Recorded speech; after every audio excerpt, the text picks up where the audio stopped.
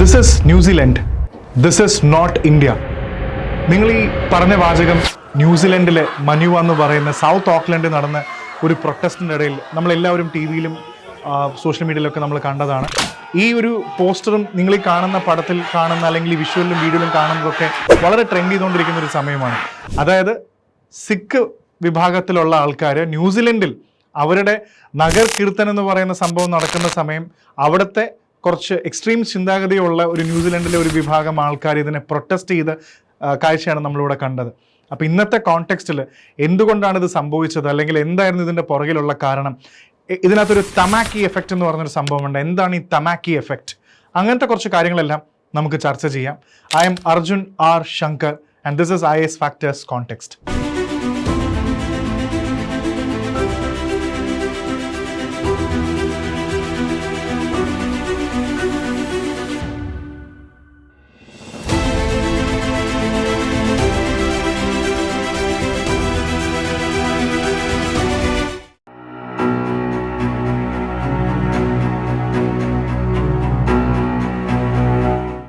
ഇന്ത്യക്ക് പുറത്തും Canada, Australia, ന്യൂസിലൻഡിലൊക്കെ ഒരുപാട് സിഖ് വിഭാഗക്കാർ, ഇന്ത്യയിലെ പഞ്ചാബിൽ നിന്നുള്ള സിഖ് ഐഡൻറ്റിറ്റി ക്യാരി ചെയ്യുന്ന ഒരുപാട് ആൾക്കാർ താമസിക്കുന്ന സ്ഥലം കൂടാണ്. കാനഡയിൽ വളരെയധികം കൂടുതൽ ആൾക്കാർ താമസിക്കുന്നുണ്ട്.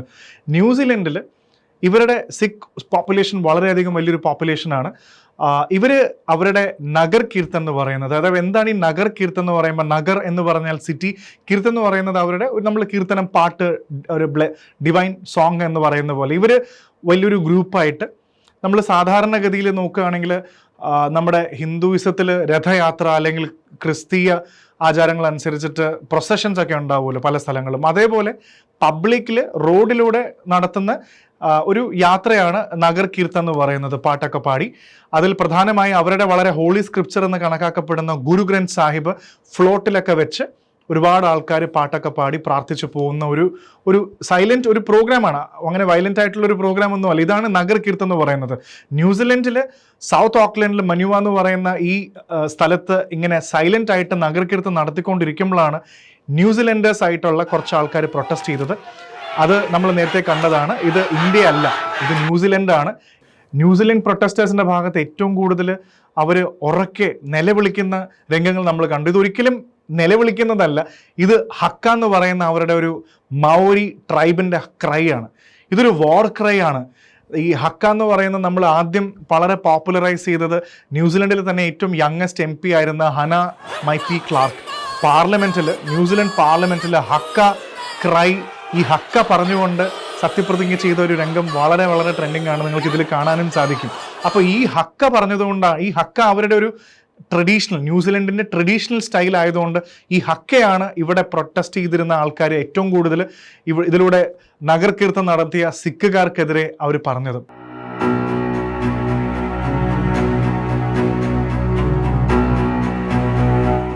എന്തുകൊണ്ടാണ് തമാക്കി എഫക്റ്റ് എന്ന് പറയാൻ കാരണം, ബ്രയൻ തമാക്കി എന്ന ആളുടെ പേരിലാണ് ഈ തമാക്കി എഫക്റ്റ് കിടക്കുന്നത്. കാരണം ഇദ്ദേഹം അവിടുത്തെ വലിയൊരു നാഷണൽ ഫിഗറാണ്, ഒരു ക്രിസ്തീയ നേതാവാണ്. അതിനും കൂടുതൽ ഒരു ക്രിസ്ത്യൻ ഫണ്ടമെന്റലിസ്റ്റ് എന്ന് വിളിക്കുന്നതായിരിക്കും ശരി. കാരണം വളരെ എക്സ്ട്രീം ആയിട്ടുള്ള വ്യൂ ഉള്ള ഒരാളാണ്.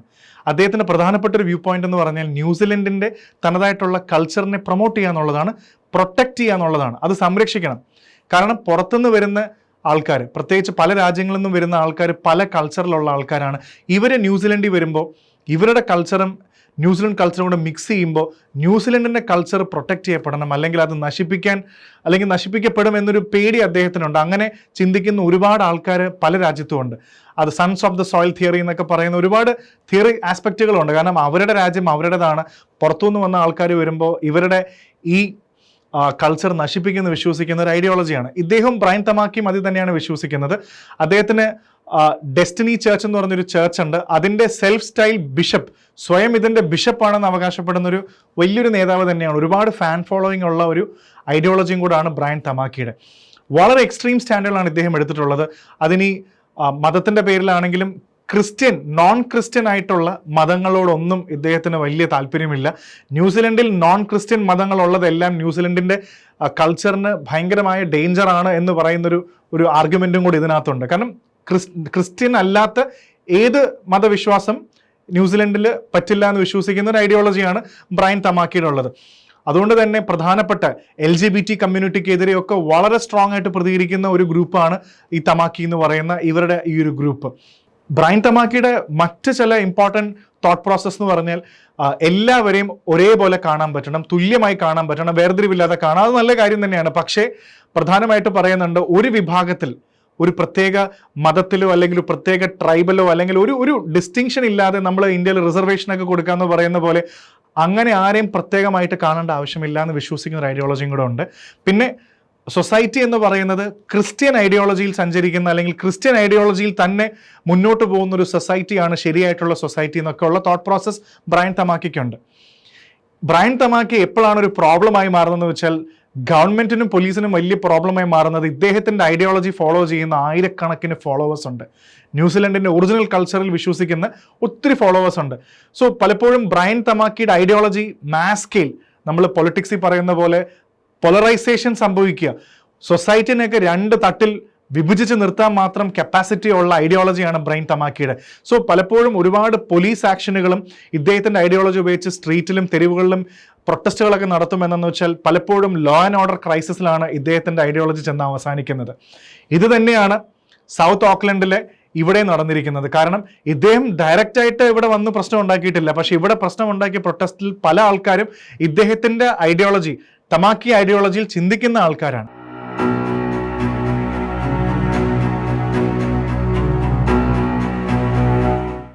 സിഖ് കമ്മ്യൂണിറ്റി വളരെയധികം പോപ്പുലറാണ് ന്യൂസിലൻഡിൽ. മറ്റ് രാജ്യങ്ങൾ പോലെ തന്നെ ന്യൂസിലൻഡിലും വലിയൊരു ഗ്രോയിങ് കമ്മ്യൂണിറ്റിയാണ് സിഖ്സ് എന്ന് പറയുന്നത്. ഡെഫിനറ്റ്ലി ഇങ്ങനെ ഒരു പ്രൊട്ടസ്റ്റ് നടന്ന സ്ഥിതിക്ക് ഇന്ത്യയിൽ തന്നെ ഇതിൻ്റെ ഇമ്പാക്റ്റ് ഇന്ത്യയിൽ സംഭവിച്ച എന്താണെന്ന് വെച്ച് കഴിഞ്ഞാൽ സിഖ് കമ്മ്യൂണിറ്റിക്കെതിരെ ആയതുകൊണ്ട് ഇന്ത്യയിലും വളരെയധികം ഇമ്പാക്റ്റ് ഉണ്ടായി. പഞ്ചാബ് ചീഫ് മിനിസ്റ്റർ ഭഗവന്ത് മാൻ, ശിരോമണി അക്ലി ദളിൻ്റെ സുഖ്ബീർ സിംഗ് ബാദൽ, ഇവരെല്ലാം പ്രൈം മിനിസ്റ്റേഴ്സ് ഓഫീസിലും ഫോറിൻ മിനിസ്ട്രിയിലൊക്കെ ഇന്ത്യയുടെ വളരെ സീരിയസ് ആയിട്ട് തന്നെ ഇഷ്യൂ കാണണം, ഇത് സോൾവ് ചെയ്യപ്പെടണം എന്ന് വിശ്വസിച്ചു. കാരണം ഇങ്ങനെ ഒരു പ്രൊട്ടസ്റ്റ് വന്നതിൻ്റെ മെയിൻ കാരണം എന്താണെന്ന് വെച്ച് കഴിഞ്ഞാൽ സിഖ്സിൻ്റെ റിലീജിയസ് ഫ്രീഡത്തിന് എതിരെ സംഭവിച്ച വലിയൊരു തിരിച്ചടിയാണത്. അപ്പോൾ സ്വാഭാവികമായിട്ടും നമ്മൾ ചിന്തിക്കും, അങ്ങനെ ഒരു മതവിഭാഗത്തിൽപ്പെട്ട ആൾക്കാർ മറ്റൊരു രാജ്യത്തിൽ ഇതൊക്കെയുള്ള റൈറ്റ് ഉണ്ടോ എന്ന് ചോദിച്ചാൽ ന്യൂസിലൻഡ് വളരെയധികം ലിബറൽ ആയിട്ടൊരു രാജ്യമാണ്. അതുകൊണ്ട് തന്നെ ഇതെല്ലാം വളരെയധികം പോപ്പുലറാണ് അവിടെ.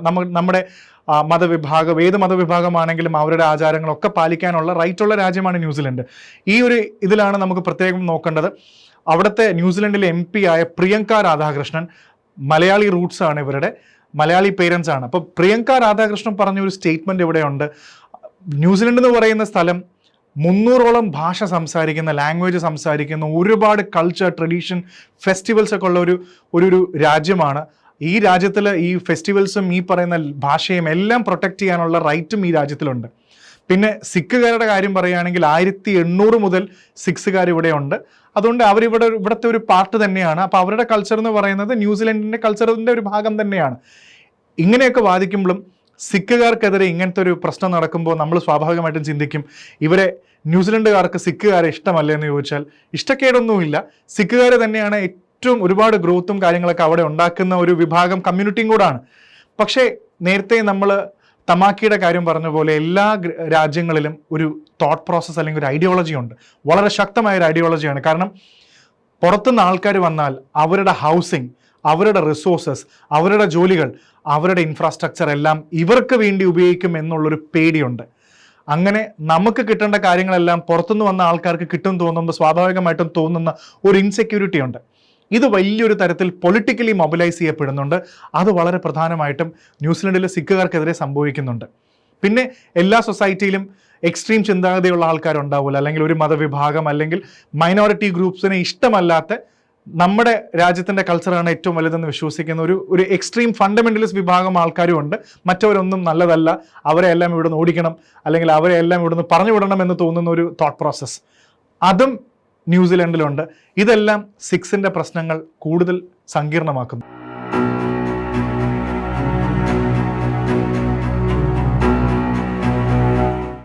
NCBORA എന്ന് ഉദ്ദേശിക്കുന്നത് തന്നെ ന്യൂസിലൻഡ്സ് ബിൽ ഓഫ് റൈറ്റ്സ് ആക്ട് ആണ്.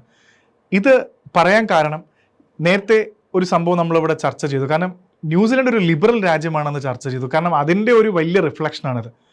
നമ്മൾ ഇവിടെ കണ്ട ഇന്ത്യയിൽ നിങ്ങൾക്ക് സങ്കല്പിക്കാൻ പറ്റുന്നുണ്ടോ? അല്ലെങ്കിൽ മറ്റേതെങ്കിലും രാജ്യത്തെ ഒരു മതവിഭാഗത്തിൽപ്പെട്ട ആൾക്കാർ അല്ലെങ്കിൽ അവരുടെ ഒരു കൾച്ചറൽ സംഭവം ഇന്ത്യയിലെ റൂട്ട്സിലൂടെ ഇതേപോലെ വളരെ ഫ്രീ ആയിട്ട് ചെയ്യാൻ പറ്റുന്ന ഒരുപാട് പെർമിഷനും കാര്യങ്ങളും ഉണ്ടെങ്കിൽ മാത്രമേ ഇന്ത്യയിൽ ഇങ്ങനെ ഒരു സംഭവം നടക്കുള്ളൂ. അപ്പോൾ അതുകൊണ്ട് തന്നെ ന്യൂസിലൻഡിൽ അവരുടെ NC-PORA bill of rights acts അനുസരിച്ചിട്ട് അവിടുത്തെ സിറ്റിസൺ ആണെങ്കിലും പെർമനൻറ്റ് റെസിഡൻ്റ് ആണെങ്കിലും ടെമ്പററി വിസ ഹോൾഡർ ആണെങ്കിലും സ്റ്റുഡൻ്റ് ആണെങ്കിലും ടൂറിസ്റ്റ് ആണെങ്കിലും അസൈലം പൊളിറ്റിക്കൽ അസൈലം സീക്ക് ചെയ്യുന്ന റെഫ്യൂജി ആണെങ്കിലും എല്ലാവർക്കും ഒരുപാട് റൈറ്റ്സ് ഉണ്ട്.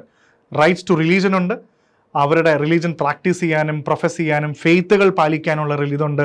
ഫ്രീഡം ഓഫ് എക്സ്പ്രഷൻ പലതരത്തിലുള്ള എല്ലാം ഉണ്ട്. അതേപോലെ തന്നെ റൈറ്റ് ടു പീസ്ഫുൾ അസംബ്ലി, എല്ലാവർക്കും ഗ്യാതറിംഗ് നടത്താനും മീറ്റിംഗ് നടക്കാനും പുറത്തുകൂടെ ധർണ നടത്താനുള്ള എല്ലാ റൈറ്റ്സും ന്യൂസിലൻഡിൽ വളരെ ലിബറൽ ആയിട്ടുണ്ട്. ഇതെല്ലാം ഇന്ത്യയിലായിരുന്നെന്ന് പറഞ്ഞാൽ ഇന്ത്യയിൽ ഈ പറയുന്ന റൈറ്റ്സ് എല്ലാം ഉണ്ട്, പക്ഷേ സിറ്റിസൺസിനാണ്. നമ്മൾ റൈറ്റ് ടു റിലീജൻ ഉണ്ട്, പക്ഷേ ഫ്രീഡം ഓഫ് എക്സ്പ്രഷൻ നമ്മൾ ആർട്ടിക്കിൾ 19 പറഞ്ഞു, ഫ്രീഡം ഓഫ് എക്സ്പ്രഷൻ ആണെങ്കിലും റൈറ്റ് ടു പീസ്ഫുൾ അസംബ്ലി ആണെങ്കിലും അങ്ങനത്തെ കുറച്ച് കാര്യങ്ങൾ ഇന്ത്യയിൽ അത്ര ലിബറൽ അല്ല. അത് സിറ്റിസൺസിനും ഫോറിനേഴ്സിനും രണ്ട് രീതിയിലാണ് നിൽക്കുന്നത്. ഒരിക്കലും ന്യൂസിലൻഡിന് അത്രയും ലിബറൽ അല്ല ഇന്ത്യയിൽ. കാരണം ന്യൂസിലൻഡിൻ്റെ സിസ്റ്റം എന്ന് പറയുന്നത് ഇവിടെയും റൈറ്റ്സ് ഒരുപാടുണ്ട്. റൈറ്റ്സ് അബ്സല്യൂട്ട് ആണോ എന്ന ചോദ്യമുണ്ട്. ഇതെല്ലാം അൾട്ടിമേറ്റ് ആണോ എന്ന് ചോദിച്ചാൽ അല്ല, റെസ്ട്രിക്ഷൻസ് ഉണ്ട്. നമ്മൾ ഇന്ത്യൻ കോൺസ്റ്റിറ്റ്യൂഷനിൽ പറയുന്ന പോലെ റീസണബിൾ റെസ്ട്രിക്ഷൻസ് എന്ന് പറയുന്ന പോലെ അവിടെയും റെസ്ട്രിക്ഷൻസ് ഉണ്ട്. പക്ഷേ ഇവിടുത്തെ റെസ്ട്രിക്ഷൻ എന്ന് പറയുന്നത് ഒന്നില്ലെങ്കിൽ ലോ ആൻഡ് ഓർഡറിനോ അവിടുത്തെ എന്തെങ്കിലും ഒരു പ്രശ്നം ഉണ്ടാക്കാൻ കപ്പാസിറ്റി ഉള്ള ഒരു കാര്യത്തിലേക്ക് എത്തിയാൽ മാത്രമേ ഇതൊക്കെ ഉള്ളൂ. നോർമലായിട്ട് പോയാൽ എല്ലാം ഓക്കെയാണ്. പക്ഷേ ഇന്ത്യയിൽ അങ്ങനെയല്ല. സിറ്റിസൺസിനാണെങ്കിലും ഫോറിനേഴ്സിനാണെങ്കിലും എല്ലാം വ്യത്യസ്തമായ റൂളുകളാണ്. അതുകൊണ്ട് ന്യൂസിലൻഡിൽ റൈറ്റ്സ് ഫസ്റ്റ്, റെസ്ട്രിക്ഷൻ രണ്ടാമത്. ഇന്ത്യയിൽ ഇതൊക്കെ ചെയ്യണമെങ്കിൽ പെർമിഷൻ ഫസ്റ്റ്, പിന്നെയാണ് റൈറ്റ്സ്, പിന്നെയാണ് റെസ്ട്രിക്ഷൻ. സോ ഇന്ത്യയിൽ ഒരുപാട് പെർമിഷൻസ് ആവശ്യമുണ്ട്. അപ്പോൾ രണ്ട് രാജ്യത്തിൻ്റെ ഒരു കമ്പാരിസൺ പറഞ്ഞതേ ഉള്ളൂ. എന്തായാലും ഇങ്ങനത്തെ ഒരു ഇഷ്യൂ ഉള്ളതുകൊണ്ട് ഇനി ഡെഫിനറ്റ്ലി സിഖ് കമ്മ്യൂണിറ്റി വളരെയധികം വിജിലൻ്റ് ആയിരിക്കും. ഇനി വരും ദിവസങ്ങളിൽ നമുക്കറിയാം എന്തായിരിക്കും സിഖ് കമ്മ്യൂണിറ്റി അല്ലെങ്കിൽ ഗവൺമെൻറ് ഓഫ് ഇന്ത്യ ഇതിനെതിരെ പ്രതികരിക്കാൻ പോകുന്നു എന്നുള്ളത്.